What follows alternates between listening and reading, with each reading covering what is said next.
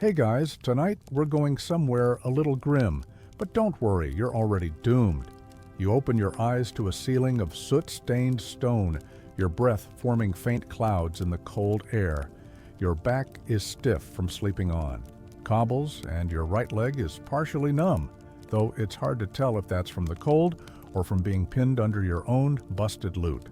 There's a sour smell in the alley, a combination of spilled ale, rotting bread crusts, and that suspicious puddle nobody ever claims. Somewhere nearby, a rooster crows with the energy of something that's never known disappointment. Must be nice. You're about to begin your day the same way you ended the last one, hungry, slightly damp, and with nothing in your pockets except a splinter and a dead beetle. So, before you get comfortable, take a moment to like the video and subscribe.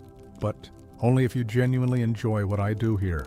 And hey, let me know in the comments where you're listening from and what time it is there, just so I know I'm not the only one awake. Now, dim the lights, maybe turn on a fan for that soft background hum, and let's ease into tonight's journey together. You stretch, but there's an unfortunate crunching sound from your shoulder. Maybe it's fine. Maybe your bones have just learned to express emotion. The sun is barely a suggestion above the horizon, but if you don't get moving now, someone else will claim your usual corner near the bread stalls, and you know how. Brutal the bread vendors can be with their elbows. The streets are just beginning to breathe, lined with carts wobbling into place and sleepy apprentices mumbling curses at their master's donkeys. You tighten your belt, which is more symbolic than functional now, and sling your cracked loot over your shoulder. It hangs there like a tired cat, unhelpful and slightly insulting. Being a street musician in medieval times is not the whimsical, wine-soaked dream you might have imagined. There are no troubadour fans, no swooning noblewomen, no magical moments under starlight. There are just mud, shouting, and the occasional thrown cabbage. And this is the good part of your day. As you shuffle toward your spot, you pass the town. Crier. He gives you the same look he always does, the one that says he thinks you're a parasite, but one that's somehow not worth squashing. He bellows the latest public notices. The miller's daughter is betrothed, tax levies are increasing, and someone named Edwin is still missing his goat. Again. The people listen, vaguely, then return to not caring, kind of like your audiences. You reach your corner, mercifully unoccupied, and set up. You pull your tunic straight, trying to make it look less like it was stolen off a scarecrow. The loot needs tuning, but your fingers are stiff, and the pegs don't like cooperating. Still, you manage a few chords. They sound mournful, which fits, honestly. There's a popular theory that street musicians were celebrated in medieval towns. Historians still argue whether they were ever truly respected or merely tolerated, like rats in a barn. You're pretty sure it's the latter, considering that the only person who greets you this morning is a boy who sticks out his tongue, then runs away, giggling.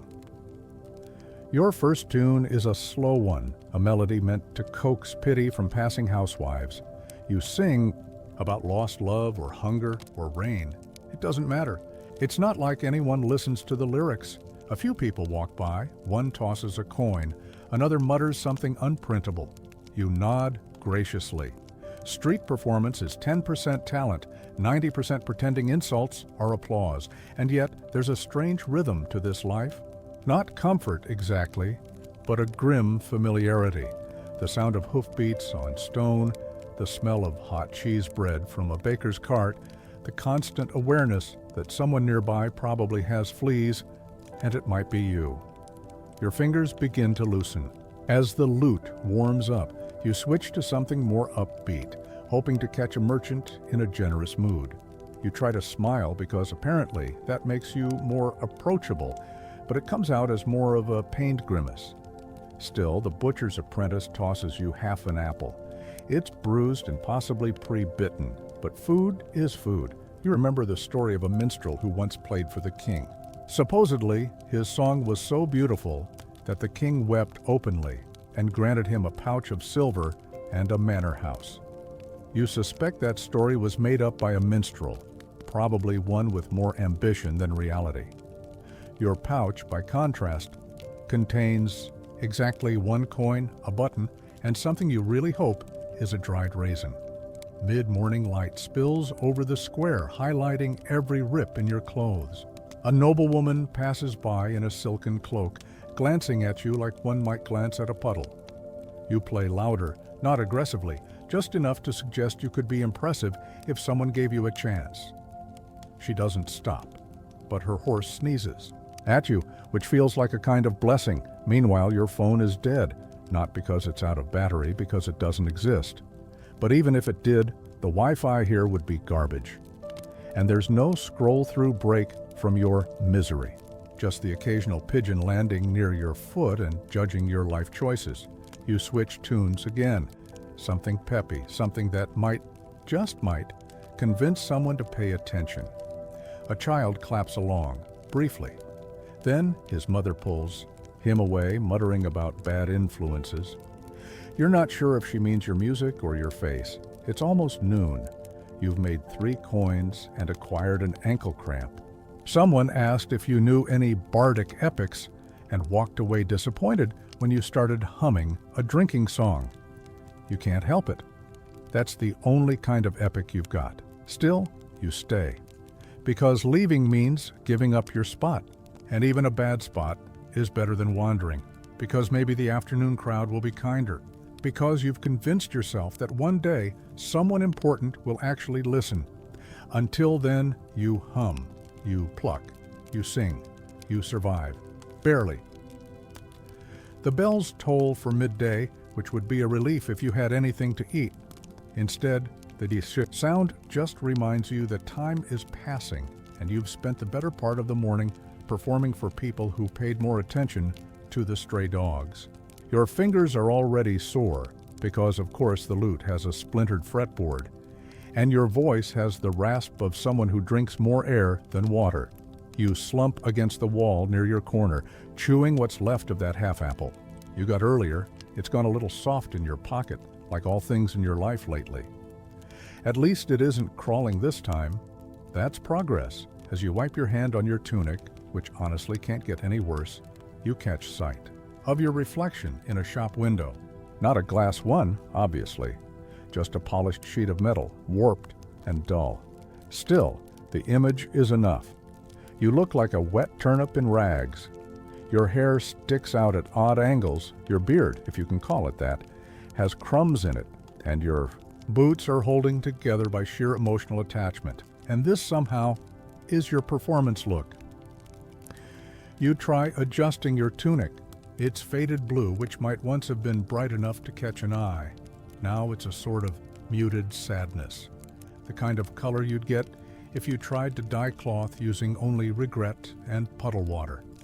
The belt barely holds it together, frayed, and looped around twice just to make up for how much weight you've lost. The instrument doesn't help either. Your lute has seen things. The wood is cracked near the base, the strings are mismatched, one's a repurposed bowstring, and the pegs require a small prayer to turn. It squeals more than it sings. Still, you cradle it like an old friend because, well, it's the only one that hasn't abandoned you. As you prep for the afternoon crowd, which is just the morning crowd but sweatier, you attempt to retune the lute. This is an ordeal. Your fingers, already nicked from playing, struggle to twist the pegs. Each one resists like a stubborn mule. Finally, you get something close to a chord. You strum it. It buzzes. You sigh. Historians still argue whether medieval street musicians actually used tuning forks or simply relied on luck and memory. You're in the desperately guessing camp.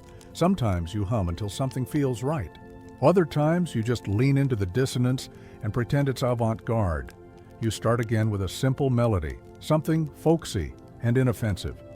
You've learned the hard way that anything too melancholic invites tomatoes, and anything too cheerful invites requests for dancing. Both are things you're currently too fragile to endure. Someone stops. A merchant, judging by the stained apron and the smell of pickled fish. He listens for 10 seconds. Then he nods once and tosses a coin. You nod back like you've just shared something meaningful. You haven't.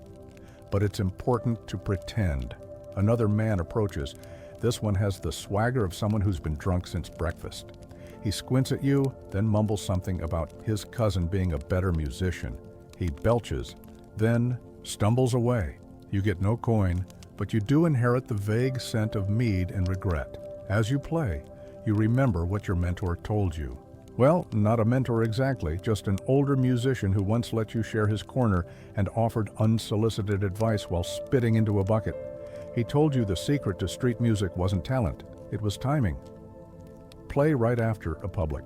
Hanging? Nobody's in the mood. Play during market hour? Perfect. People are already spending. It's all about emotional math. Catch them when they're guilty, sentimental, or slightly tipsy. Your afternoon continues in that careful, calculated fog. You smile when you want to scream. You bow when someone throws half a coin. You fake confidence while your stomach tightens like a drum. There's a brief interruption when a group of children gather around you. They seem amused by your hat, which is technically not a hat, but a misshapen sack you wear to keep your hair from blowing into your eyes. One of them pokes your lute. Another asks if you know any songs about chickens. You do. You play one. They dance in circles, laugh, then run off. You gain no money, but a passerby chuckles and gives you a heel of bread. It's rock hard. You take it anyway. Somewhere in the background, a bell rings again, not for time, but for prayer. You pause instinctively, not because you're devout, but because playing during prayers can get you fined, or worse, shouted at by someone with a crossbow and opinions. You lean against the wall again, letting the silence stretch. You use this time to stretch your legs and rub your temples. A rat scurries by looking healthier than you. Must be nice. You watch it disappear into a drain and wonder briefly if that's where you'll end up. Then you laugh, out loud, a bad idea, because now the fishmonger across the street thinks you're mad. Maybe you are. The bell finishes, and you return to playing. This time you go for something old and mournful, a song your mother used to sing while boiling onions into the soft kind of paste that medieval peasants called dinner. It's not particularly beautiful, but it's haunting in a way that sticks to your bones. The wind picks up slightly. It carries dust and the distant scent of livestock. You squint against it and keep playing. A man walks by, drops a coin, and keeps moving without looking at you. That's the goal. No eye contact, just the sound of generosity and sandals. Meanwhile, your modern self might be annoyed at a dropped Wi-Fi signal. Here, you'd sell your soul for clean socks and a crust that doesn't break a tooth. Remember that tunic you tried adjusting earlier? It's clinging to you now, damp from sweat, with the armpits starting to chafe. You resist the urge to itch. You're still performing, after all. Dignity, however thin, must be maintained. By late afternoon, the square begins to thin. The bread stalls pack up, the butchers hose down their stalls with buckets of questionable water, and the chickens are herded back into crates that look suspiciously like coffins. You know this rhythm well. Soon, it'll be evening, and you'll need to decide, tavern corner or back alley. Both come with their own unique risks and aromas. You count your coins. 7. That's okay. Not great, but enough to get a bowl of stew and maybe a shared bed if you feel like gambling on lice. Your fingers are shaking slightly as you pack up your loot. Careful not to let it slam against the wall again. The last crack cost you an entire day's earnings to fix. With glue made from something that definitely shouldn't be glue. You limp away from your spot, body aching in new places. The loot strap digs into your shoulder. Your feet feel like sacks of flour that have been left out in the rain. Still, you tell yourself that tomorrow might be better. Maybe the bishop will be in a good mood. Maybe a new merchant will want a private tune. Maybe, just maybe, someone will listen for more than 30 seconds. It's a low bar, but in medieval street performance, low is where you live.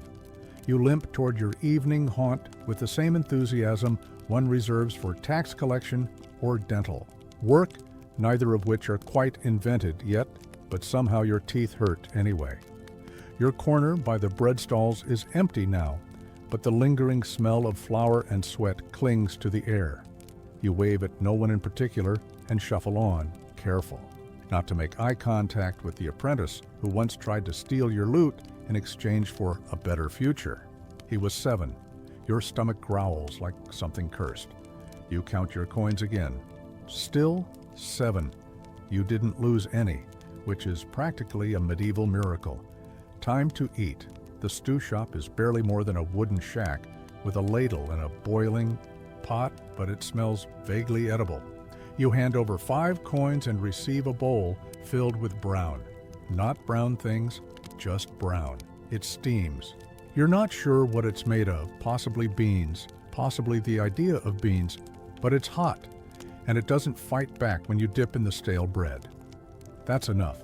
As you sit on a bench nailed together from 3 different chairs, you watch the evening crowd stumble past. People are tired, grumpy, and reeking of whatever their job demanded today.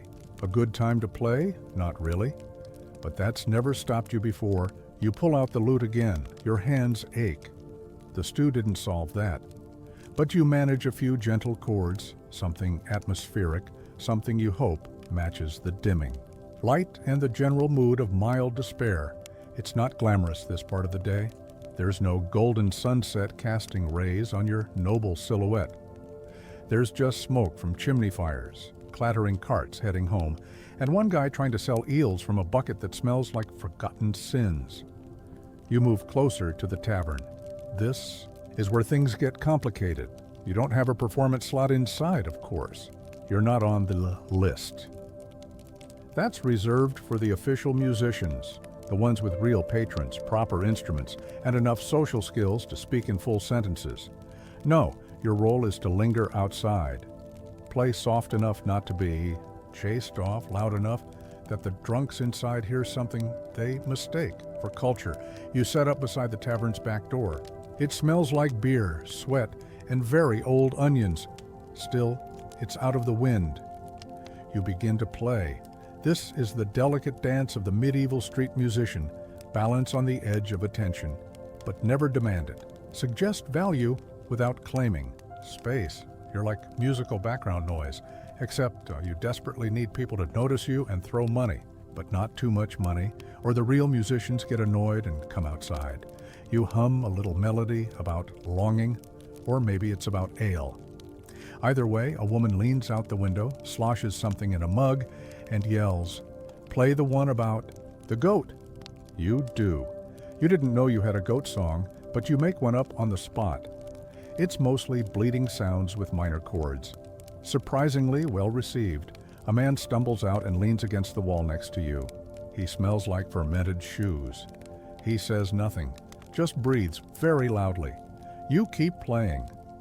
Eventually he mutters, "You're better than the last one." Then he vomits and walks away. You consider that high praise. Still, coins trickle in. One here, one there. Someone tosses you a boiled egg. You put it in your pouch without question. It's a win. Historians still argue whether medieval street performers were allowed to solicit outside taverns or if it was considered rude.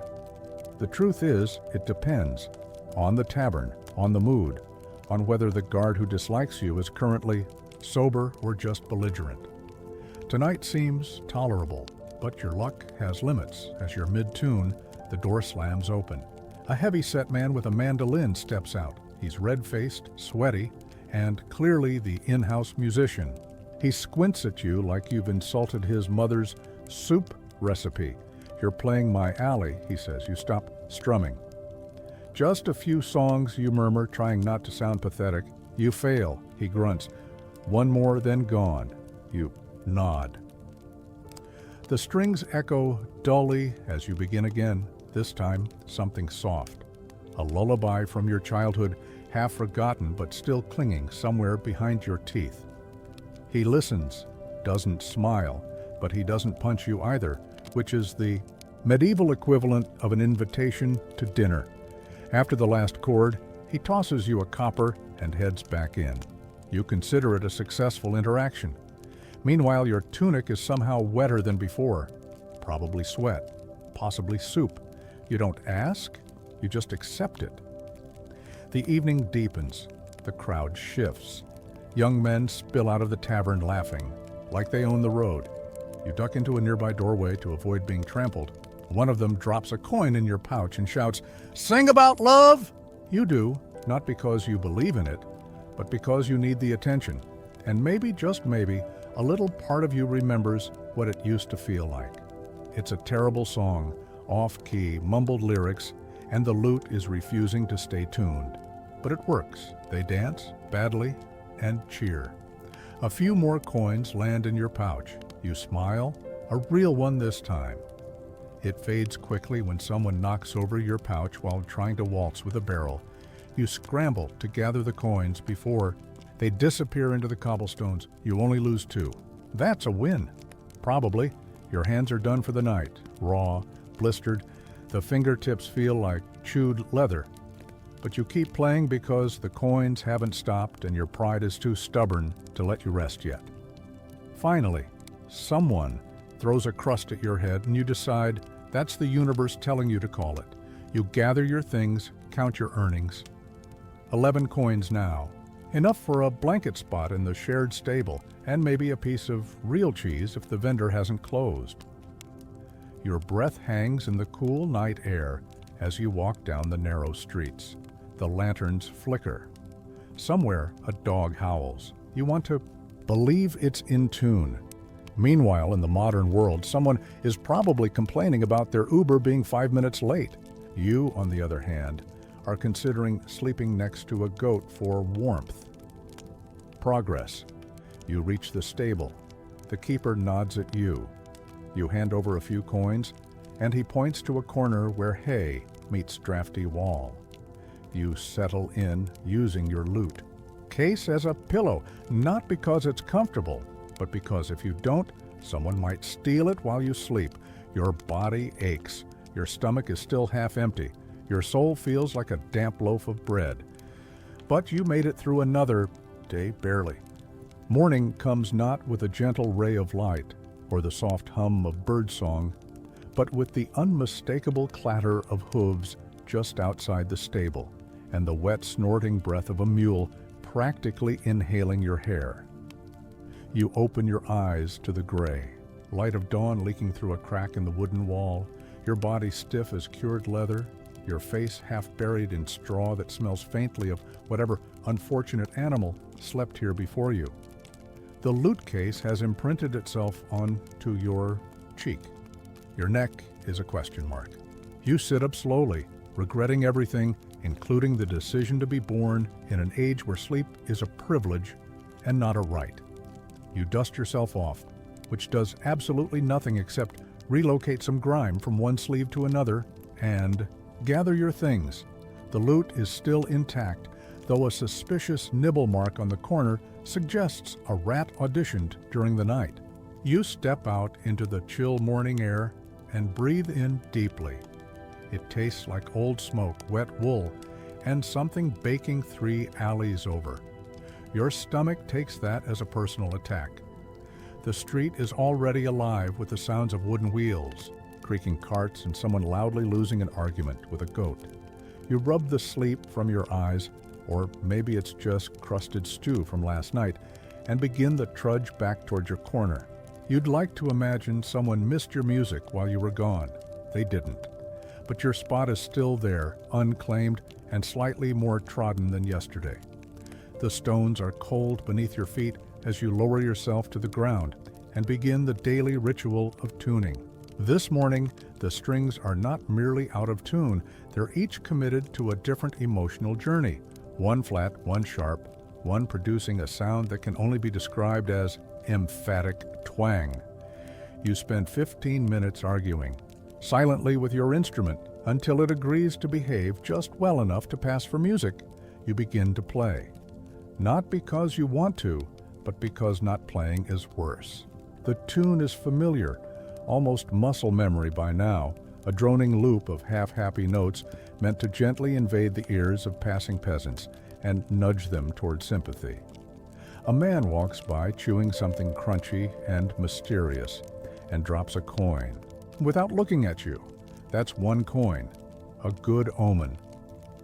Moments later, a child throws a pebble, less encouraging.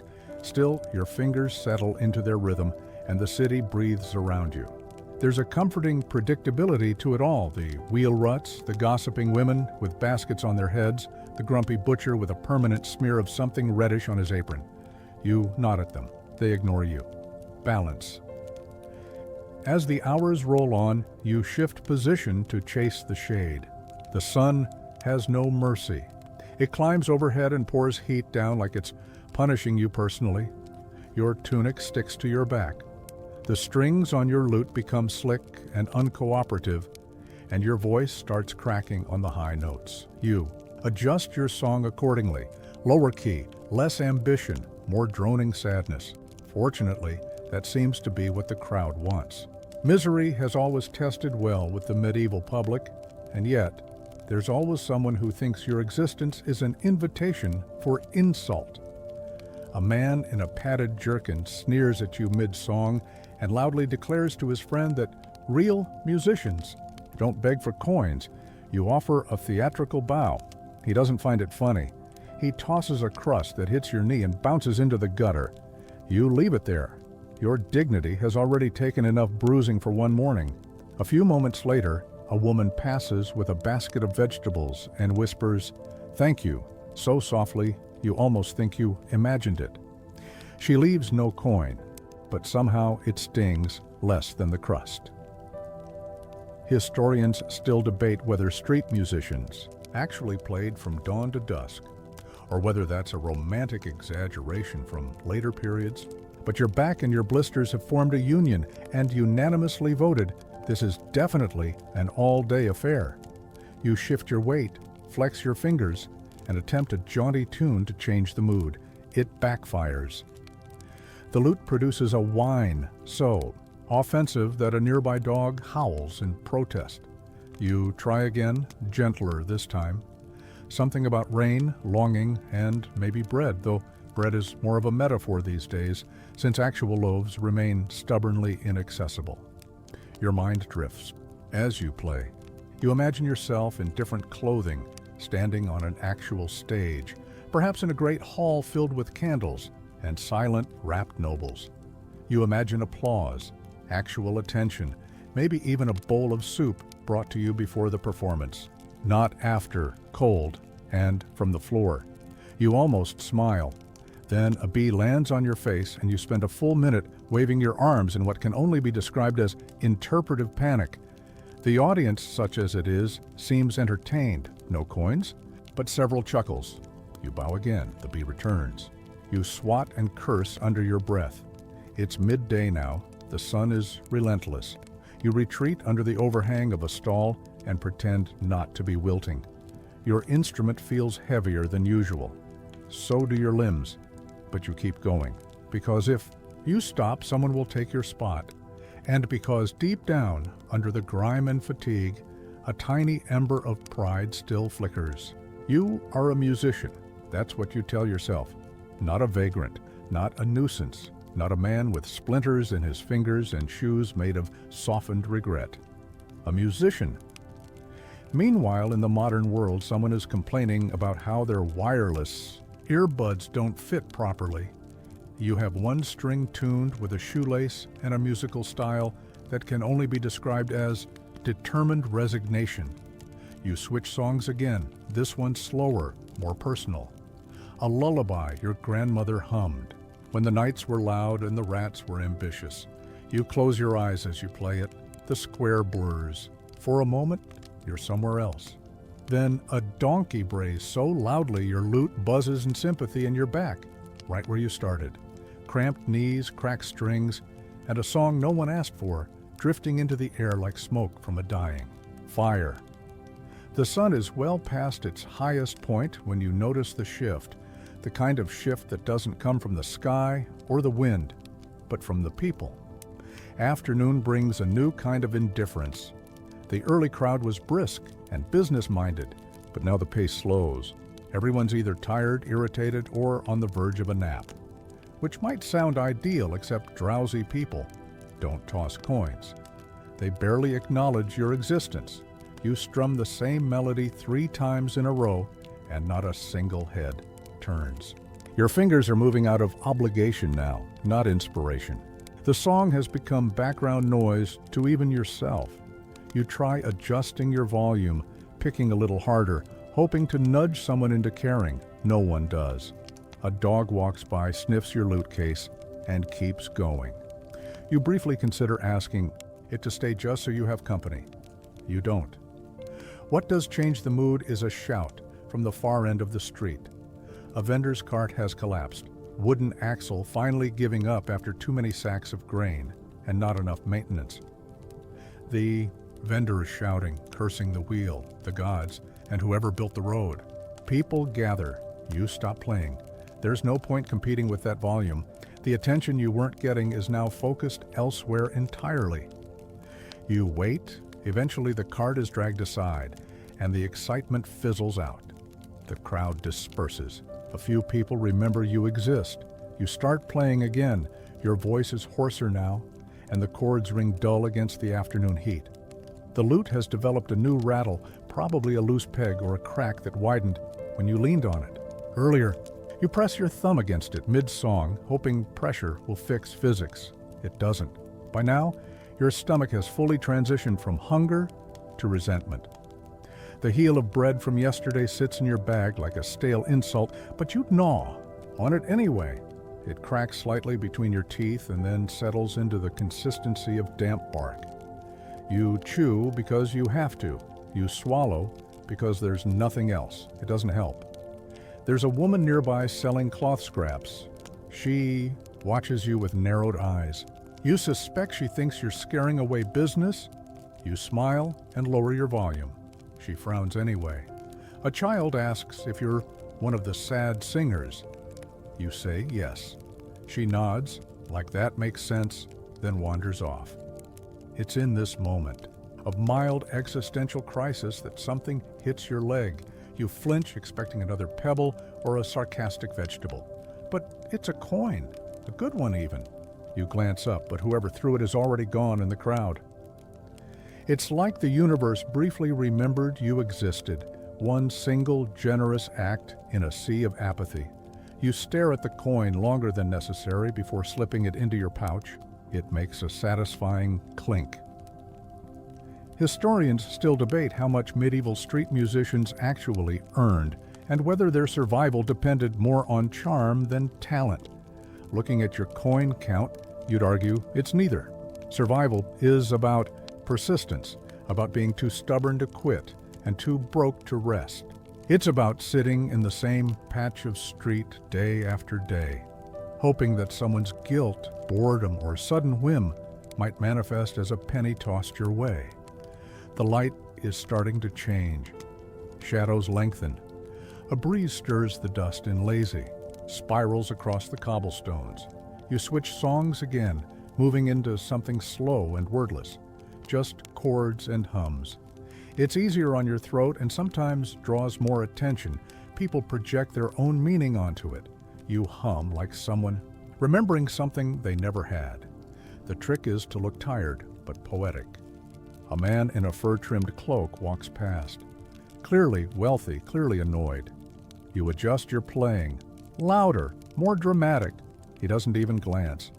But his servant walking behind with a bundle of cloaks pauses, listens for a second, then shrugs and moves on. That, you've learned, is as close as you get to praise in this life. You stretch your legs, feeling the pull in your knees and the stiffness in your lower back.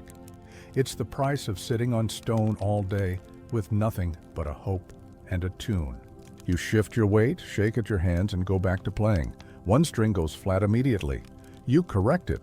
It sags again. You sigh. Meanwhile, your modern self would be Googling ergonomic guitar support or adjusting a microphone for better acoustics. Here, you're using a scarf as a strap and hoping your voice doesn't crack like the lute. You try again. picking a song about distance, or maybe it's about soup. They're mostly the same. The crowd begins to shift again. Afternoon turns toward evening. A man leans against a wall across from you, arms crossed, watching silently. You avoid his eyes. Too much eye contact and people start expecting conversation. You strum, letting the chords speak for you.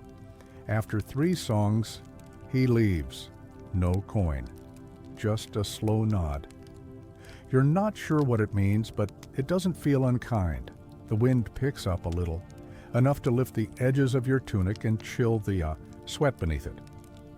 You think about stopping, but there's still light, and you're still behind on rent. Not real rent, of course, just the cost of a bed, some food, and the illusion that you're doing something meaningful. You play one more tune, a simple one, short, sweet.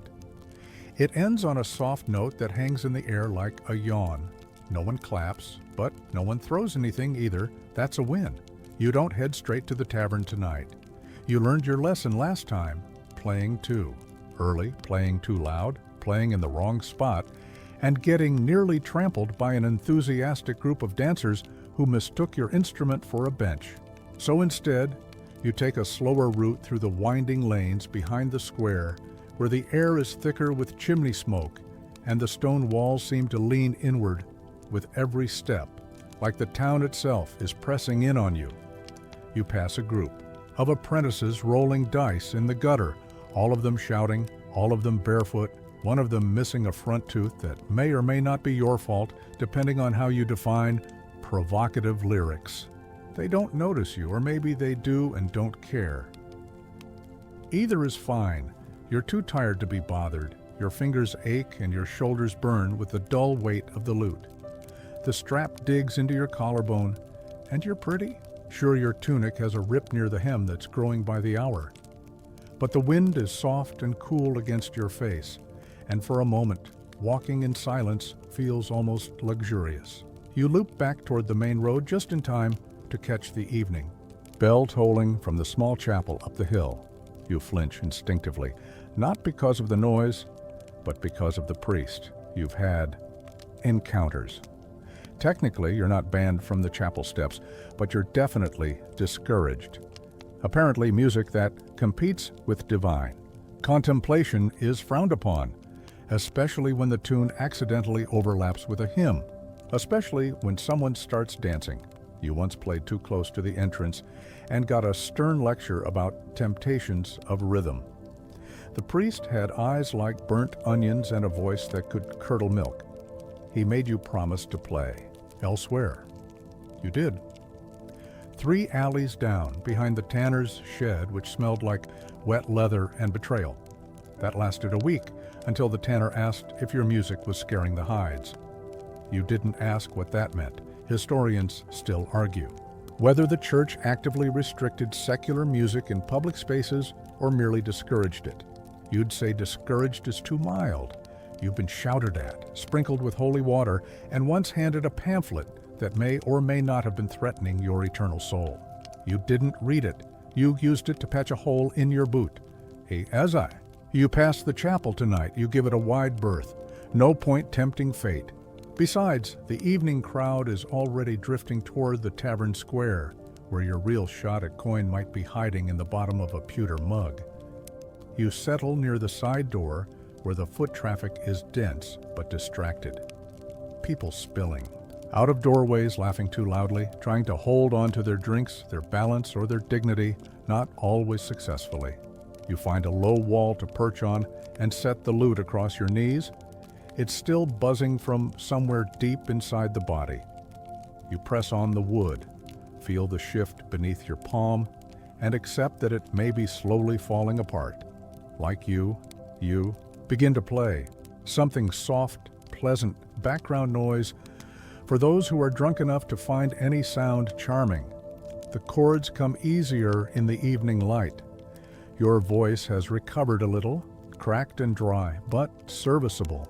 You hum a few notes, then launch into a short story song about a lost shoe that somehow becomes a tale of heartbreak and roast meat. It's flexible material. You adjust the details depending on how hungry you are. A man stumbles past and tosses you half a sausage. You grab it mid-air like a cat catching its dignity. You nod. He salutes you with a tankard and wanders off. The sausage is warm. You don't ask what kind of meat. You eat it anyway. The crowd shifts. A couple leans against the tavern wall, swaying, slightly, whispering loud enough that half the street can hear them. You play a tune about longing, because why not? One of them drops a coin in your pouch without looking. Another win. It adds up, slowly, like rain in a bucket with a hole at the bottom. A few children gather around you, clapping offbeat, giggling, trying to guess the next lyric. You don't stop them. Their joy is easy and costs nothing. Eventually, they're pulled away by tired mothers and disapproving aunts, but they leave behind a few crumbs and a surprisingly clean handkerchief. You pocket it. Clean cloth is rare, even if it smells faintly of radish. You're mid-song when the guard appears. Not the mean one with the mole. A different one, new, or at least too tired to be cruel. He listens for a moment, then says, "Don't block the path." You nod, shift slightly to the left, and keep playing. He grunts and moves on. That's the best interaction you've had with authority all week. Meanwhile, someone in the modern world is deleting spam emails and feeling overwhelmed. You're crouched in an alley, singing for pennies, pretending your foot isn't asleep. The lute's new buzz is louder now, but you play through it, adjusting your rhythm to disguise the worst parts. You've become adept at working around flaws, yours, your instruments, the audience's attention span. It's a kind of dance. Another hour passes. You're not watching the sky, but you can feel it shifting, the air turning colder, the night readying its curtain. Your pouch has more weight to it now. Not enough for luxury, but maybe enough for 2 decent meals or 1 warm bed. You consider your options. If you stay longer, you might earn more. But if you wait too long, the tavern folk get rowdier, the honma guards less forgiving, and the streets less safe. You've made that mistake before. 1 too many bruises and a cracked rib that still clicks in the cold. You end the night on a slow melody, one of those songs that sounds like it's about love, but might actually be about old soup. Your voice softens, the lute whines just a little, and for a brief moment, it feels like you're part of the world instead of someone skirting its edge. No one claps, no one throws anything, but when you pack up, there are a few extra coins in the pouch and a warm flicker in your chest that isn't entirely hunger. You walk into the night with sore feet, tired hands, and the quiet knowledge that, just for today, you got away with it. There's a strange kind of quiet that creeps in after the noise dies down. Not silence, exactly, but the leftover hush of people who've gone home, taverns that have closed, and drunkards who've finally given up trying to sing louder than gravity. You walk slower now, not because you want to savor the air or admire the stars, those are mostly obscured by smoke anyway, but because every joint in your body is negotiating surrender. Your feet feel like burlap sacks filled with damp gravel, and your shoulders have settled into a permanent slope, as if your spine has finally accepted the downward arc of your career. You've eaten today, which is more than you could say for yesterday, but food is only part of the problem. The rest is weariness, the kind that crawls behind your eyes and lives there. You don't head straight for the stables tonight. Something tells you you're not quite ready to lie on straw and listen to other men snore like dying oxen. So instead, you wander. Not far, not dangerously, just aimlessly enough that you end up passing the square again, now deserted, except for a few cats and the unmistakable shimmer of moonlight bouncing off puddles. You sit on a step that's still warm from the day, pull your lute onto your lap, and run your fingers across the strings without playing. They're sticky with dried sweat and something else you don't want to identify. You wipe them on your tunic, which at this point is more bacteria than fabric. You sit for a long time staring at your hands. There are calluses on every fingertip, little badges of effort that no one ever asked for. Your nails are ragged and the skin around them is cracked from cold, from overuse, from living. The lute rests against your chest like a sleeping animal. You don't play, you just hold it. After a while, you find yourself humming, not a song, just a sound, a slow thread of tone drifting into the quiet like breath. It's in this moment that you hear footsteps, not hurried, not threatening, just footsteps. You tense because street musicians don't get many friendly visitors after dark. But it's just an old man dressed like a baker carrying something wrapped in cloth. He pauses when he sees you, squints, then steps forward and hands you the bundle. "Bread," he mutters. "Yesterday's." Then he's gone. You stare at the loaf for a moment. It's rough, dense, probably hard enough to stop a dagger. You tuck it into your pouch without saying anything. You could cry maybe, but that would require more energy than you have. So you just nod to no one, then pick up your lute and begin to walk again. You take the long way to the stable tonight, passing by the square, where the statues look less noble in moonlight and more like sleepwalkers. One has a bird's nest in its outstretched hand. You nod at it, as if in recognition. Both of you are holding something useless. When you finally reach the stable, it's quieter than usual. The other performers are already asleep, one snoring, one twitching through some dream about clapping probably. You find your spot in the corner, the one you always take, because it's farthest from the draft and closest to the exit. You lay down, pulling the lute in close, not because you think someone will steal it, but because it's the only thing that still feels like it belongs to you. You chew a corner of the bread. It's tough. Chewing feels like a chore. But the taste, bland as it is, brings back a memory you didn't expect. Your mother's kitchen, a wooden spoon, and a song about goats you didn't understand then and still don't. You smile for the first time in hours. A real one. Then you sleep. And of course, you wake up before dawn again. That's just how it goes. Your joints crack like firewood as you sit up, blink at the pale wall, and remember exactly where you are. Your stomach grumbles like a distant thunderstorm, but you still have bread. You eat it slowly, thoughtfully, as if it's a feast. The others around you stir, but don't rise. You're always the first out. Not because you're motivated, just because if you wait too long, you lose the good spot. And the good spot, as you've learned, is the only difference between pity and profit. So you drag yourself to your feet, sling the lute over your shoulder, and step out into the near silent street. The sun is still just a suggestion behind the rooftops. The air is sharp, biting at your cheeks and making your fingers feel thick and clumsy. You shake them out, try to hum something cheerful, fail, and settle for a low drone that matches your internal monologue. Survive, survive, survive. You reach your usual place just as someone else is eyeing it. Another musician, young, wide-eyed, dangerously hopeful. You nod at him, he nods back, then moves along. You feel a flicker of guilt, but only for a second. This is your corner. You've earned it. With calluses, with splinters, with bruises that still haven't healed, you tune your lute again, or try to. The strings are stiff, cold. You breathe on them, massage them like a parent coaxing a stubborn child. Eventually they obey. You strum the first chord and wince. You forgot how sharp the edge of music can be in the morning. It cuts. Still, you play.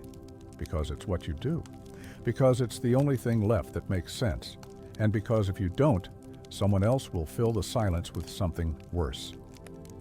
Meanwhile, your modern counterpart might be dragging themselves to a job they hate, sipping coffee they didn't want, scrolling through news they can't fix. You're hunched over a borrowed corner of stone, making noise in the hope that someone notices you're alive. Someone walks by, doesn't stop, doesn't smile, but drops a coin. You hear it land in your pouch like a soft hello. It's not much, but it's enough to keep playing. You're not even halfway through the morning when the official shows up, the one in the mustard yellow robe with the clipboard made of slate and a face like spoiled porridge. He doesn't look directly at you when he speaks, which somehow makes the encounter worse. "Do you have your permit?" he asks flatly, like he already knows the answer.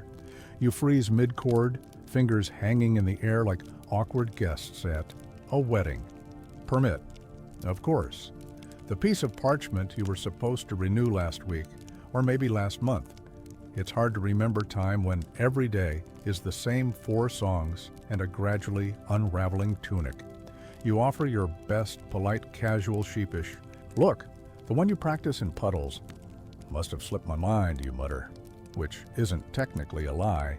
The official sighs in that long-suffering administrative way that suggests he'd rather be harassing someone richer, but your type is easier. He scribbles something with a piece of chalk and says you're expected to pay a fine. 3 coins, he grumbles, or stop playing. You're not sure if he means now or forever. You hand him the coins because arguing risks drawing a crowd, and crowds, contrary to popular belief, are not good for business unless they come with applause. He doesn't thank you, just walks away, already scanning for the next offender. You sit back down and check your pouch. 3 coins lighter. That's most of what you had.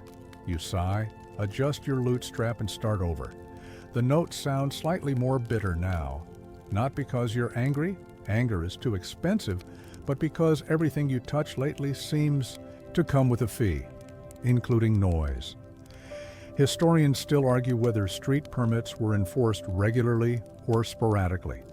From your perspective, it depends entirely on how bored the officials are. Some weeks, no one cares. Other times, they sweep through like locusts, demanding paperwork and payments from people who can barely afford crusts. You tried once to bribe a clerk with a song. He gave you a poem in return. Unfortunately, it was about why you should find another profession. You play quieter for a while. Just enough to be heard, not enough to invite scrutiny. Your back aches from sitting on uneven stone, and your legs have begun their daily revolt against circulation. You try shifting, but the new position somehow makes your left knee tingle and your right hip complain. You make a mental note to stretch. Later, you won't. The crowd today is particularly uninterested. Maybe there's a fair happening elsewhere, or maybe people are just more miserable than usual. You strum the lute like it's a question you're asking softly. Are you still here? Do you still care? The answer, mostly, is no. You notice another musician setting up across the square. He's better dressed, with boots that haven't seen. Mud in weeks and a lute that doesn't hum like a wounded goose. You squint. It's Alan. Of course it's Alan. You once shared a bedroll with him on a rainy festival night, back when you both thought this life would eventually lead somewhere. He got lucky, found a patron, learned some noble dances, wore a hat with a feather in it for a while. But the patron died, and the feather got eaten by a goat, and now he's back, sniffing around your street like a cat at someone else's bowl. He doesn't acknowledge you, just starts playing, loudly, confidently, a showy piece meant to turn heads. He's fishing for nobles, you're fishing for survival. His crowd grows slowly, people stop to listen. You can't even blame them, he's good. Worse, he's charming, he smiles when he plays. You try that once early on. It gave someone the impression you were flirting, and they followed you for 3 blocks asking about your intentions. You don't smile anymore. You shift your song to something more melancholic, a little slower, a little sadder. It suits you better anyway. Someone walks by, looks at you, then at Alan, then back at you, then walks on without tossing a coin to either. Equal disappointment, small win. You and Alan play across the square from each other for nearly an hour. A musical standoff. He gets more coins, but you get more nods. It's not a competition, you tell yourself. Then you play a run of arpeggios that's just a bit fancier than necessary. He raises an eyebrow from across the plaza. You pretend not to notice. Eventually he packs up and leaves. No wave, no parting shot, just a small smile and a coin flicked into your space as he passes. For old time's sake, he mutters. You're not sure if it's kindness or pity. You don't ask. You add it to the pouch. The sun has shifted again. You've lost your shade, your forehead is damp, your fingers are swollen, and your back is one twitch away from mutiny. But the spot is still yours. No one else has taken it. And despite the fine, the rivalry, the growing sensation that your body is slowly fusing with the street, you're still playing. A young girl walks past with her mother. She tugs at the woman's sleeve and points at you. The mother hesitates, then gives her a coin. The girl trots over and places it in your pouch with both hands like it's treasure. You smile at her, not a performative smile, but a real one, soft and tired and surprised. She smiles back and runs off. Meanwhile, someone in the modern world is filling out tax forms, clicking checkboxes they don't understand, hoping they didn't miss anything that'll come back to bite them. You just handed away most of your earnings to a man in a robe because your existence is too audible. There's no appeal form, there's just silence or song. You choose song, you always do. It begins with a whistle. Not a friendly one, not the kind that says good job or nice tune, but sharp, pointed, and vaguely territorial. You look up just in time to see two men in mismatched tunics swaggering towards you. Instruments slung across their backs like weapons. One's carrying a battered fiddle with a string missing. The other holds a pipe that looks more decorative than functional. You recognize the type immediately. They're not troubadours, they're not minstrels. They're rivals. Street musicians, like you, only meaner, louder, and entirely unburdened by things like pitch or timing. You keep playing, soft but firm, as if to say, I was here first. They stop just 10 paces away, set up right across from you, and start blasting out a rendition of something that might once have been a drinking song, but now sounds more like two cows arguing over a fence. It's deliberate, it's loud, it's war. You're not surprised. The square's been getting crowded lately. Too many desperate performers, not enough coin to go around. Everyone thinks they can carve out a patch of street and charm the silver from someone's pocket. But charm takes more than volume. And these two seem to think that musical intimidation is a strategy. You strum your lute slowly, drawing out the melody, refusing to accelerate. Let them sweat. You were playing before they even arrived, and if you're lucky, the shopkeepers might vouch for you when the guards come, or they won't. They usually don't. No one wants to get involved. One of them glares, the other keeps playing, puffing into his pipe, like a man trying to start a fire with his nose. They're louder than you. That's the truth. Their instruments screech and wheeze with the subtlety of a dying goose, and the sheer audacity of their performance is starting to draw a crowd. Not a paying one, just people amused by the chaos.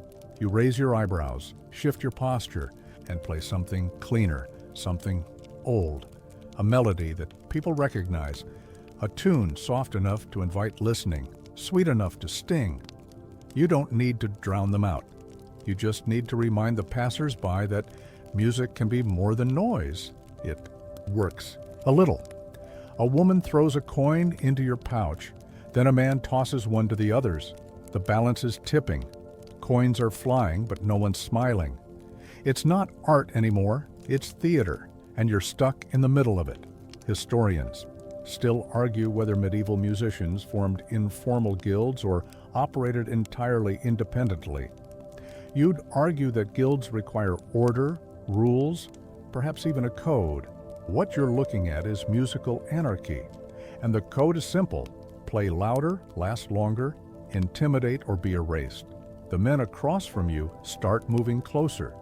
One steps toward your corner, playing right over your melody. His shadow cuts. Across your feet, you stop. Stand up slowly. Say nothing. Just meet his eyes. He sneers. The other one chuckles. It's not a fair fight, not physically, not musically, but you don't flinch. Instead, you sit down again and play the saddest song you know. It's not flashy, it's not quick, but it's real. It's the song you played the day your brother left for war, the one you hummed through winters with no fire, the one that held your mother's hand when she couldn't hold yours. You don't sing, you just let the strings carry the story. And the market strangely quiets. The other musicians falter. Their noise crashes against your calm and crumbles. People stop. Some move toward you. A few coins drop, slow and deliberate. One man kneels to listen just for a moment. The others pack up, muttering something you don't catch. The piper spits on the ground. The fiddler kicks a stone. They walk off without looking back. You don't celebrate. You don't smile. You just keep playing. The moment passes quickly. The market returns to its usual hum. You exhale slowly. Your fingers tremble, not from fear, but from effort. That song takes something out of you every time you play it. You feel it in your spine, in your teeth, in the base of your skull, where tension collects like dust in corners. You rest for a minute. Let the air settle. Someone walks by and places a flower on your lute case. You don't ask why, you just leave it there. A dog curls up at your feet. Not yours, just a regular mutt with tired eyes and a nose for stories. You welcome the company. He stays through 2 more songs, then wanders off. That's how relationships go in your world. Brief, quiet, mostly unspoken. Meanwhile, somewhere in the modern world, people are blocking each other online over playlist preferences. You've just survived a public musical duel with men who treat harmony like a rumor, and your reward is a bruised ego and a slightly heavier pouch. You look at your coins. Not enough to matter, enough to keep going. You play a little longer, sticking to the shadows as the sun tilts west. The crowds thin. The wind shifts. A vendor offers you the end of a pie crust, and you accept it like a treasure. It tastes like flour and smoke and the possibility of a better day. Eventually you stand, stretch, pack up, walk away with your instrument, slung across your back and your pride slightly more intact than usual. The street behind you doesn't care that you won. The stones don't remember, but your fingers do. And tomorrow when you sit in the same spot, they'll play that song again, not for the crowd, not for the coin, but as proof that you're still here. You don't remember falling asleep, but you definitely remember waking up. The stable is colder than usual, the kind of cold that settles not just into your bones, but into your dreams, turning them brittle and strange. You'd been drifting through some soft memory of warmth, real or imagined, you're not sure. And then a sharp ache in your hip pulled you out like a fish on a hook. You blink in the darkness, wrapped in your threadbare cloak like a damp scroll, and for a moment you forget where you are. Then the familiar scent of hay, old leather, and unwashed humanity creeps back into your nose and reminds you that yes, you are still a street musician, and no, this is not a metaphor. You're literally sleeping next to a donkey. You stretch, slowly, because the last time you moved too fast, your back made a noise, like someone stepping on a loaf of wet bread. Your knees pop, your shoulder grinds, your fingers are sore even before they move. You glance at your lute where it leans against the wall as battered as you, the neck slightly warped from years of weather and worry. You wonder briefly if it dreams too. Probably not. But if it did, you imagine it would dream of silence. Yeah, slip outside before the others wake. There's a quiet pride in being the first on the street, like claiming the day before the noise gets in. The cobblestones are slick with dew, and the air bites a little at your face, crisp and clean in a way that never lasts past sunrise. You find your usual spot, sit down with a grunt, and begin the delicate morning ritual of waking your lute without angering it. The strings are tight and disobedient, the pegs stubborn, but you work through it with patience. You've learned not to rush an instrument that's older than some buildings, or maybe just feels that way. You start with a soft tune, one that doesn't challenge your voice or fingers. Just a gentle loop of notes meant to let the day know you're present. A few vendors glance your way as they set up stalls. One nods. That's more than yesterday. You take it, but just as the melody begins to settle, the sound arrives. Not a noise you recognize, but something rhythmic and wrong. You pause, listen. There it is again, a kind of clanking thud, steady, dragging, like someone pulling a barrel uphill with a chain. Then the figure appears. A man, or something that used to be one. He's wearing bells, but not the festive kind. These are attached to a harness, crudely fashioned from rope and gilt. His face is painted, though badly, and his hat is more patch than cloth. You know him instantly, one of them, the jesters, not the palace kind with wit and social license, the street variety, wandering performers who rely not on music but on mayhem. He walks straight into the square and begins shouting about pigs. Loudly, in detail, everyone turns to look, including your tiny, precious audience. You keep playing, determined to hold your space, but his voice slices through your melody like a knife through stew. He juggles something, rocks maybe, and sings a bawdy rhyme about a miller's daughter and a haunted privy. The crowd chuckles. Not a big crowd, but enough to tilt the air away from you. You watch as coins fly, mostly copper, but still. He catches them in a tattered sack, bows deeply, and points directly at you. "And now, dear friends, the musical ghost," he shouts. You blink. He's talking about you. The crowd turns. You do what any self-respecting street musician does in this situation. You pretend you didn't hear it. He shuffles over, wobbling with exaggerated limp. Play us something we can dance to," he yells, then launches into a spin that ends with him falling theatrically into a puddle. People laugh. You do not. He grins from the ground, dripping. "See? I do the falling. You do the singing. You say nothing. Just pluck a low, solemn chord that could be interpreted as either protest or agreement." He stands, bows again, and begins to act out your music with flailing arms and interpretive groaning. You strum faster, he writhes faster. The people cheer.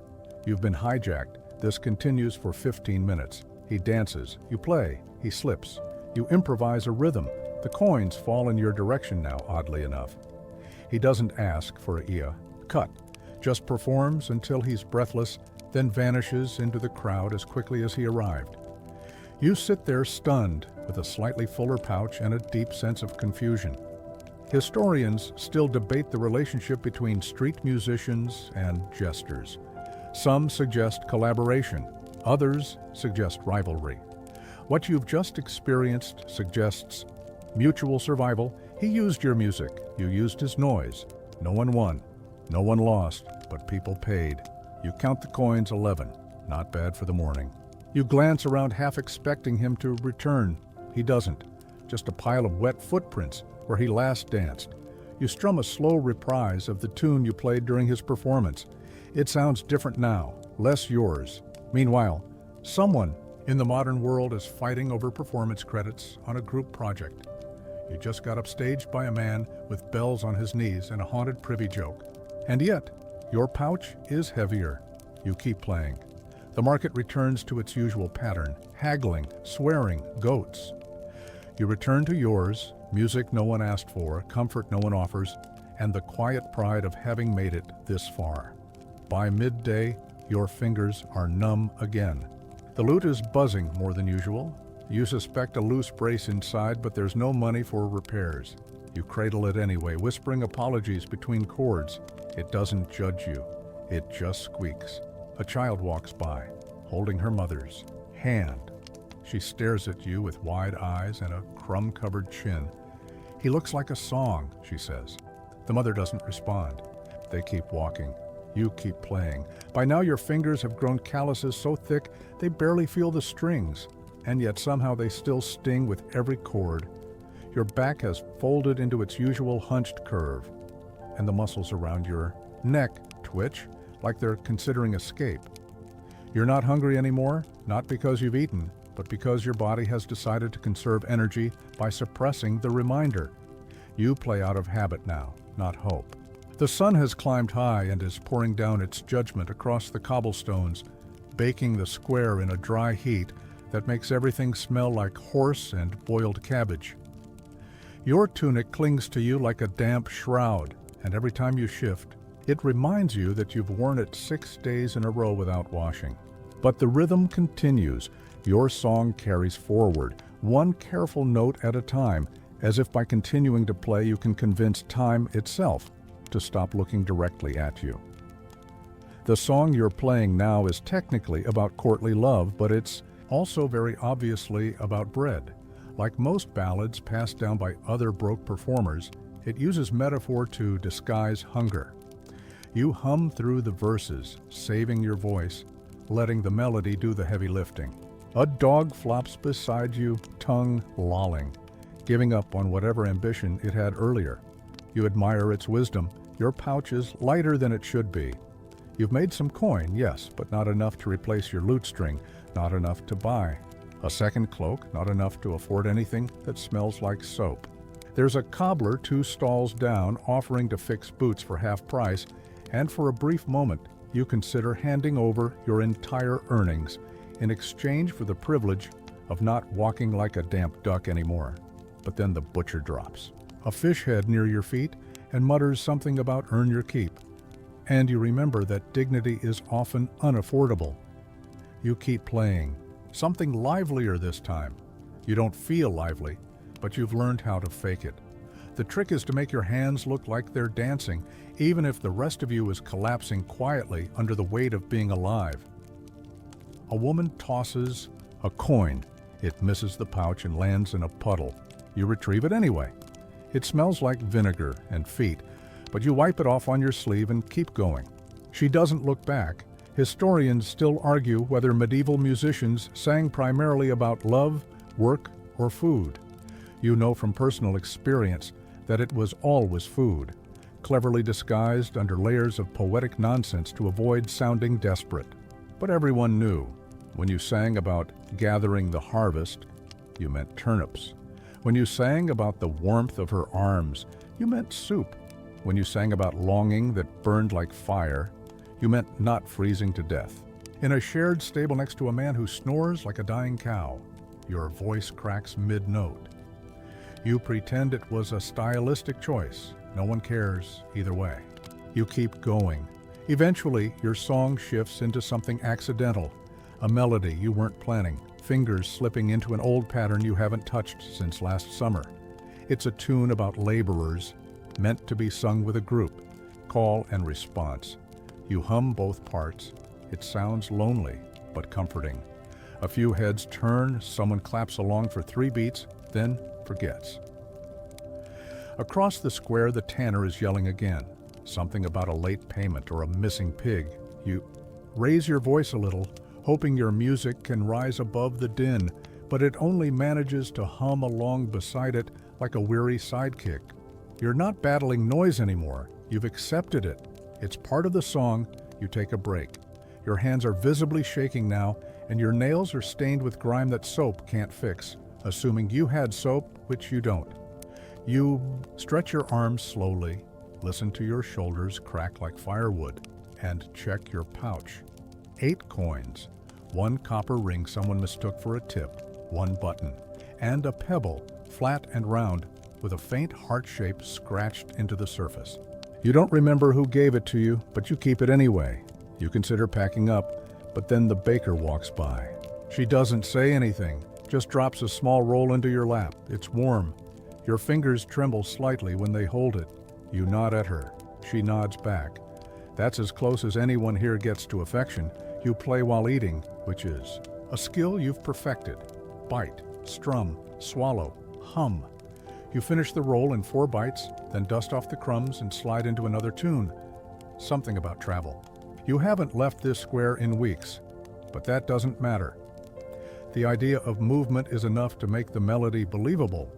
You sing of far-off hills, of boats, of strange spices, of cities that might not even exist. The words are nonsense. The feeling is real. Meanwhile, in the modern world, someone is complaining about their fingers cramping from texting too long. You've bled from yours, literally. You once gave yourself a splinter so deep that your thumb swelled for 3 days and turned the color of old grapes. You played anyway. You always play anyway. The day wears on. The sun blurs into a haze. Your mouth is dry. Your knees feel like wet rope. And your song loops into itself like a conversation you're too tired to finish. People pass. Some stop, most don't.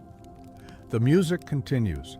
You realize somewhere around the 4th repetition of a verse about a traveling merchant with a mysterious past that your right foot has gone completely numb. You try to shift. It doesn't help. You keep playing. Eventually, a boy walks up and says, "You look tired." You nod. He gives you a coin and runs off. You don't thank him. You just add it to the pouch and strum a soft chord that says, "What?" Words won't. You're almost certain this is the day something good happens. Not because anything has changed, not because the sky is clearer or the air is sweeter, but because your body has reached such a deep level of weariness that your brain has started hallucinating hope.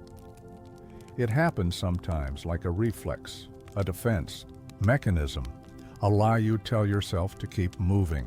Your joints are swollen, your voice is dry as parchment, and the calluses on your fingers have cracked just enough to sting every time you play. But still, this morning, something feels vaguely possible. You arrive at your usual corner early. The baker isn't even open yet. A few pigeons squabble over yesterday's crusts. You nod at them, silently apologizing for the competition. You sit, stretch your legs, tune the lute with a kind of reverence that feels more like superstition than technique, and begin with a gentle song you haven't played in a while. It's a slow piece, something in a minor key, about stars and solitude. You sing it half out of memory and half from muscle, letting the chords stretch through the cold air like steam from a hidden pot. No one hears it. That's fine. You're not playing for them today. Not yet. By mid-morning, the square fills. Market day. Carts roll in stacked high with produce, bolts of rough fabric, tiny glass bottles with illegible labels, chickens in cages that clearly don't meet even the most lenient chicken regulations. The noise grows quickly, and with it, the pressure. More people means more coin. It also means more competition. Already you see a girl setting up across the square, holding a tambourine and smiling at everyone like they owe her something. You nod politely. She doesn't nod back. Then it happens. A commotion near the east end of the market. Not the usual spilled milk kind, but something quieter, stranger. People moving aside, parting like a curtain. You keep strumming, but your eyes drift. Noble, real, unmistakable. Not a merchant's cousin or a guildmaster's wife playing fancy, but actual silk, actual gold trim, a hat so ridiculous it must be expensive. His shoes are polished, his sleeves are wide enough to shelter a family of swans. He's walking slowly, flanked by a servant and what looks like a bored scribe. His gaze is calm, unreadable. He's listening. You sit straighter, adjust your tempo, modulate your voice. Not too eager. Just present. You choose a piece that's old, elegant, carefully tuned to evoke just enough melancholy to feel poetic. The chords hum under your fingers, like bees in a wooden bowl. You don't look at him directly, but you track his movement with your peripheral hope. He stops. You nearly drop your pick. He stands there for what feels like hours, but is probably 30 seconds, head tilted slightly, lips pursed as if tasting the music. Then he turns to the scribe and says something you can't hear. The scribe nods, scribbles, and walks toward. You stop playing. The scribe kneels slightly, offers a coin, large, silver. He says, "My lord enjoyed your playing." Then he's gone. That's it. No invitation, no contract, no glowing review in the medieval equivalent of a newsletter, just a coin, heavy in your hand. You stare at it, unsure whether to laugh or weep. It's worth more than you usually make. In 3 days, you tuck it into your pouch like it might melt. You play again. This time, something lighter, something that suggests gratitude without groveling. You're not foolish enough to think this is your breakthrough. Nobles don't lift. Street musicians from the gutter. But he noticed you. That's rare. It's enough. Historians still argue whether nobles ever supported street performers directly, or whether that's just a romantic myth passed down by the very people who wished it true. You no longer care. It happened. You were seen. You were paid. There's a mark in time now, a story you can carry through the lean days ahead. The market noise continues. Someone starts yelling about stolen eggs. A dog runs through a stall of onions. The tambourine girl across the square is performing for children now, shaking rhythm into their giggles. You keep to your corner, grounded by the weight of that silver coin, letting its quiet truth echo through your fingers as you play on. Your back still aches, your voice still catches in your throat, but your hands move with a strange, newfound confidence. For once, it doesn't feel like survival. It feels like performance. Meanwhile, someone in the modern world is obsessively checking their likes and views, hoping to be noticed by an algorithm that knows nothing of music. You were noticed today by someone whose only algorithm is a human ear, and it mattered. You play longer than usual, not for the money, not even for the people, but because your music has taken on a new texture, one woven from acknowledgement. The kind of sound that makes your lute feel lighter and your place in the world just a little less temporary. You end the day quietly with a final chord that hangs in the air longer than expected. No applause. But someone leaves a second flower. On your case, you don't know why. You don't need to. You pack up carefully. Your steps are no less sore, your shoulders no less crooked. But tonight, when you lie on that hard, stable floor, you'll fall asleep knowing the music reached someone, just once. And that's more than most days ever promise. There are weddings, and then there are medieval weddings, noisy, prolonged, chaotic events that smell like burnt onions and social pressure. You didn't mean to end up performing at one. In fact, you barely even realized there was a wedding until a woman in a dress too fancy for comfort grabbed you by the elbow, mid-song, and said, "You play now," with the firm tone of someone who could absolutely have you thrown in a ditch. And so you do. Now you're standing in a courtyard surrounded by hay, half-eaten poultry, and a dozen shouting relatives, playing background music for people who don't know what the word background means. The bride is crying, possibly out of joy, possibly because someone just spilled ale on her only gown. The groom looks like he's trying to disappear into his own tunic. Someone's uncle is snoring in the corner. You stand near the edge of the gathering, plucking out tunes that can barely be heard over the shouting, laughing, arguing, and what you suspect is a fist fight between two elderly women over who brought the wrong type of turnip pie. Your payment? A meal. That's it. No coins, no promises, just a hot meal if you play until the candles go out. You haven't eaten all day. You agreed instantly. The music you play here doesn't matter. It could be a funeral dirge, and they'd still clap if they noticed. You shift between melodies at random, folk dances, love songs, things that vaguely resemble rhythm. Someone stumbles by and shouts, "Louder!" You play quieter out of spite. No one notices. You wonder if the noble from the other day ever attended a wedding like this. Probably not. His kind marry in stone halls with polished goblets and hired performers who don't smell like goat. Still, you play. Because even if the crowd doesn't hear you, the lute does, and you're not about to let it down. The meal, when it finally arrives, is a bowl of stew thick enough to patch a roof and a piece of bread that might have doubled as a doorstop. You devour it like treasure. It's hot, salty, and contains chunks of something that might once have walked on four legs. You don't ask questions. You don't even taste it. You just keep eating. Someone asks for a love song. You oblige, singing about a woman who waits by a river for her lover who never returns. It's a soft, sad tune meant for quiet evenings and lost memories. Here it's drowned out by the sound of someone belching in harmony with a goat. Still, you finish the song, because someone asked. Historians still debate the role of musicians at weddings in this period. Some accounts say they were cherished, treated as honored guests. Others suggest they were tolerated like smoke in the room, necessary but irritating.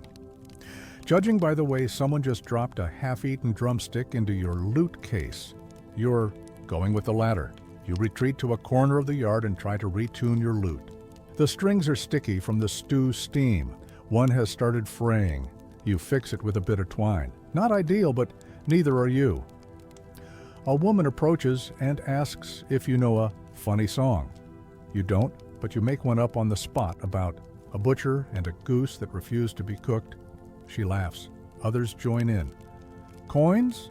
No. But someone gives you an extra piece of pie, which you cradle like a newborn. Night falls. The fire grows. Someone starts dancing, badly. You play faster, your fingers stiff but responsive. The music takes over your body, not because it wants to, but because it has to. Your mind drifts while your hands move. You think of the market, the noble, the girl who said you looked like a song. You wonder what kind of song you really are. Meanwhile, your modern counterpart might be playing background music at a corporate mixer where no one is listening. You, on the other hand, are providing the soundtrack to a wedding that smells like sweat, wax, and poorly cooked duck. But in both cases, it's the same feeling, being present but invisible. You stop playing when your fingers begin to seize up, literally. Your knuckles lock and you have to massage them just to keep them moving. Someone thanks you, someone else steps over your loot case. You gather your things slowly, packing them with the care of a person who knows that everything they own can be broken in a second. You're not sure where to sleep tonight. The stable is full. The alley near the baker's shop smells worse than usual. You settle for a spot near the chapel wall, half covered by an old tarp someone left out. The ground is cold. Your back complains. Your mind keeps singing the goose song, on loop. You pull the lute close and rest your hand on it as if it might protect you. Your eyes close slowly. You hear laughter in the distance. The wind shifts, and with it, the scent of baked apples. You sigh. It wasn't a good day, but it wasn't the worst. And in this life, that's practically a celebration.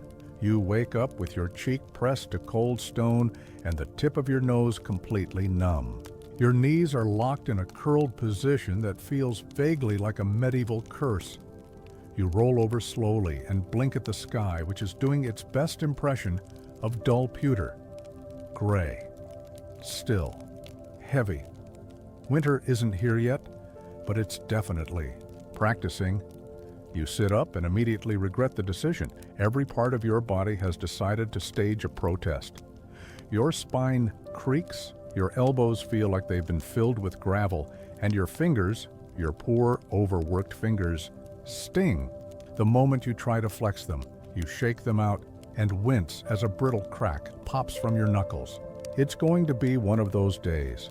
You retrieve the lute from under your cloak where it's been sleeping like a loyal dog. The strings are tight with cold, the wood stiff and unhappy. You hum something low, more out of habit than inspiration, and stretch your arms toward the sky like you're offering your suffering to the clouds. The clouds ignore you, naturally. You weren't expecting sympathy anyway. You begin the walk back toward the square. Each step is an argument. Your boots, if they can still be called that, have lost their will to insulate. Your breath leaves your mouth in a fog, and you tuck your chin into your tunic in a failed attempt to capture warmth. It's early. No one is out yet, not even the chickens. Just you and the wind and the stone beneath your feet that always seems colder than necessary. You reach your spot and sit slowly, gingerly, placing the lute across your lap like it's made of glass. You pluck one string, flat, another, sharper than your mood. You work through the tuning slowly, blowing warm air onto your fingers, willing them into motion. The chords eventually settle into something recognizable, not beautiful, just close enough. You play the first song like a prayer, a slow piece, minor key, something about frost and fate. No words, just melody. It's the kind of tune that makes you feel like the world has stopped moving, or maybe just forgotten to check in on you. The silence that follows it feels personal. Eventually, people begin to trickle into the square, bundled in layers of wool and worry. No one stops. That's fine. You're not playing for them this morning. You're playing to keep your fingers from locking up. Then the wind shifts. It catches you in the chest, sudden and sharp, and you double over as a gust hits your face like an open hand. Your lute nearly topples out of your lap. You scramble to catch it, clutching it against your stomach like a shield. The cold has teeth today, biting ones. You squint through the gust and see vendors struggling to tie down their canopies. A barrel rolls by, nearly knocking over a woman who curses at it like it's her ex-husband. You watch as a small child's hat flies through the air like a terrified bird. You try to keep playing, you really do. But the wind has other ideas. It cuts through the square, turning your chords into nonsense and your breath into steam clouds. You shift into a song with fewer long notes, more rhythm, something that doesn't need subtlety to land. You have no hope of sounding good. You just hope to sound like something. A man walks by and mutters, "You must be mad." You smile weakly. You're not sure if it's true, but you've definitely crossed into some version of stubbornness that looks a lot like madness from the outside. Historians still debate how medieval musicians coped with winter performances. Some say they took seasonal breaks. Others claim they simply froze their way through it. You're inclined to believe the latter. There's no such thing as seasonal rest when your next meal depends on today's tune. Your fingers start to go numb. You flex them between songs, blowing hot breath into your palms, rubbing them together until the feeling returns just enough to keep playing. You switch to humming, saving your voice. Your throat aches from the dry air, and the cold has stolen the higher notes anyway. You don't mind. The lower ones feel truer right now. Someone finally tosses a coin. You don't see who. You hear it clink in your pouch and nod as if in thanks. Maybe it was a gesture of pity, maybe appreciation. Either way, it'll help buy a small cup of something warm later. Hopefully not another bowl of mystery stew. You're still recovering from the last one. Meanwhile, in the modern world, someone is posting a complaint about their office being too chilly. You're playing a lute in a stone square while frost nibbles at your eyebrows. Perspective is everything. By midday, the wind dies down just enough for you to feel the ache of your own muscles again. You manage a full ballad, something hopeful, about spring, of course, because you need the lie more than the truth today. No one listens closely, but a few pause, maybe out of confusion, maybe out of obligation. Your tunic is stiff with cold and probably smells like wet parchment. The lute is buzzing more than usual. You press down harder to drown it out. You play on. Then, in the middle of a song, a familiar face appears. The scribe, the one from the noble's visit. He walks briskly, stops in front of you, and hands you a folded piece of parchment. "From the house of Lord Ferreth," he says. You open it slowly. An invitation to play at the manor in 2 days. Your hands tremble, not from cold this time. You nod, unable to speak. The scribe nods back, then vanishes into the crowd. You sit there for a long time, staring at the paper. It doesn't feel real, not yet. It might still be a mistake, a joke, but it might not. You play again, softer now. The cold is still there, the aches remain, but for the first time in a long time, the music doesn't sound like a cry for help. It sounds like a door opening. 2 days later, you're walking up a gravel path toward the kind of house you usually try not to look at too long. A manor, technically, but it might as well be a small castle.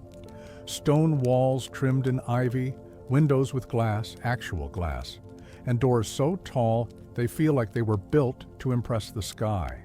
You're wearing your cleanest tunic, which isn't saying much, and you've tied your lute strap with a bit of borrowed ribbon in the faint hope that it passes for presentable. Your boots have been scrubbed with straw and spit. Your hair has been flattened with the heel of your hand, and you've spent most of the morning practicing your polite face. You keep your chin down, your eyes alert, and your expectations low. A servant leads you in without speaking. You're shown to a side room, not large, not grand, but clean and warm and smelling faintly of firewood and linen. There's a stool in the center and a tray of bread and cheese on the table, like they've anticipated your hollow stomach. You nod in thanks, barely waiting for the door to close before devouring half the cheese with the practiced efficiency of someone who's fought pigeons for crusts. Then, you breathe deeply. Even that feels strange here, like the air is softer. You wait. Time passes. Eventually the door opens and a woman enters, dressed in deep blue, posture perfect, smile polite but unreadable. She nods at your lute. Play. You do nothing fancy, just something gentle. You pick a tune with long notes, minimal risk, the kind of melody that drapes over a room without getting in the way. You let your fingers guide the pacing, your voice low, steady. It's not a performance, it's a presence. When you finish, she says nothing, then she nods again. You'll play during supper, she says, then turns and leaves. That's it, and yet it's everything. Supper is a quiet affair. You stand near the back of the hall, out of the way, your lute held like a tray. No one claps, they aren't supposed. 2, they listen without reacting. You perform without stumbling. You're given food, real food, roast meat, warm bread, stew with actual seasoning. You eat after the guests, alone but indoors. You are not thanked, but you are paid, and that night when they offer you a place in the servants' quarters rather than sending you back into the cold, you don't ask questions. You say thank you. You sleep in a bed that doesn't argue with your spine. You wake with a roof still over your head. The next day, you play again. It's not a position. It's not a career.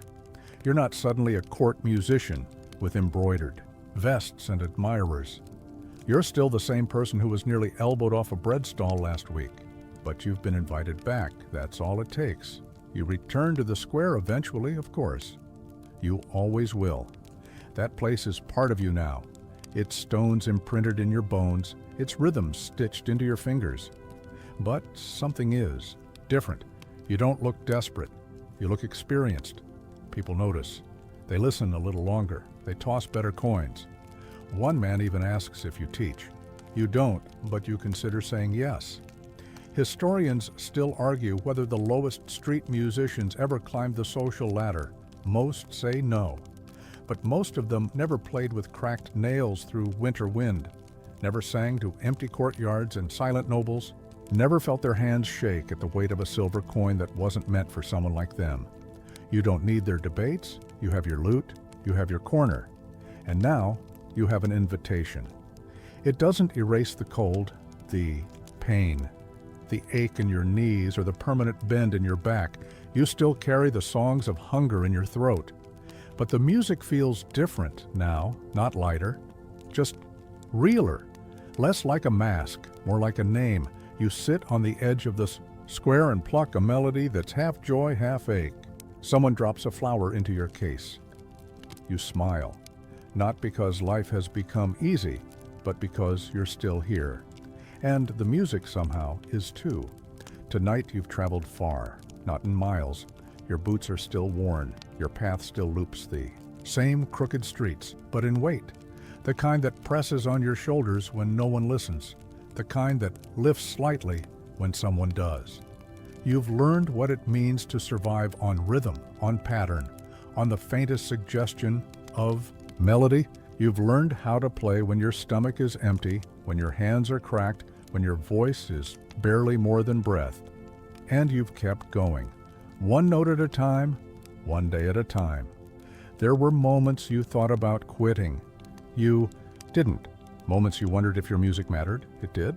Maybe not to everyone, but enough. So now, as the square falls quiet and the lute rests against your side like a tired animal, let your breath slow. Let the ache in your back dissolve, not into pain, but into a kind of softness. Let the sound of the wind through the alley feel like applause. Let the memory of that silver coin warm your fingers again, because you earned it. Every blister, every chord, every long, lonely morning when no one tossed a thing but you kept playing anyway. Rest now, street musician. The world is still cold, but tonight your story can rest. Your song can sleep, and tomorrow, when the market wakes and the bread stalls. Return, you'll still be here, and the music will be waiting.